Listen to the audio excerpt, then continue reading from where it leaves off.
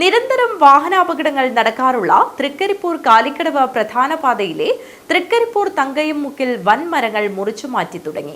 നവീകരണ പദ്ധതിയുടെ മുന്നോടിയായാണ് വൻ മരങ്ങൾ ഇവിടെ നിന്നും മുറിച്ചു നീക്കിയത്. കഴിഞ്ഞ 2 വർഷത്തിനിടയിൽ നിരവധി അപകടങ്ങൾ നടന്ന പ്രധാന പാതയിലെ തങ്കയം ചൊവ്വേരിമുക്കിൽ അശ്രദ്ധമായി 3 ഭാഗത്തു നിന്നും വാഹനങ്ങൾ ചീറിപ്പാഞ്ഞെത്തിയാണ് അപകടമുണ്ടാക്കുന്നത്. തൃക്കരിപ്പൂർ ടൗണിലേക്കും തിരിച്ചും എത്തുന്ന പ്രധാന കവാടമാണ് തങ്കയംമുക്ക്.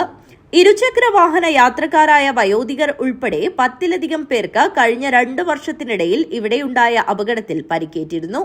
തുടർച്ചയായി അപകടം നടന്നത് നാട്ടുകാരുടെയും വിവിധ സംഘടനകളുടെയും നേതൃത്വത്തിൽ പ്രതിഷേധ സമരത്തിനും വഴി തുറന്നിരുന്നു.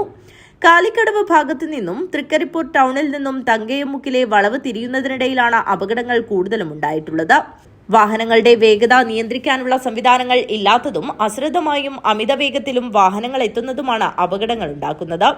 40ഓളം യാത്രാ ബസ്സുകളും 100 കണക്കിന് മറ്റ് വാഹനങ്ങളും സഞ്ചരിക്കുന്ന തൃക്കരിപ്പൂർ കാലിക്കടവ് പ്രധാന പാതയിലെ തങ്കയംമുക്കിൽ നിന്നും ടൗണിലേക്കും പയ്യന്നൂർ ബൈപ്പാസിലേക്കുള്ള റോഡുകൾ ശ്രദ്ധിക്കാതെയുണ്ടാവുന്ന അപകടങ്ങൾ ഒഴിവാക്കാനാണ് ഇവിടെ നവീകരണ പ്രവൃത്തികൾക്ക് തുടക്കമിട്ടിട്ടുള്ളത്.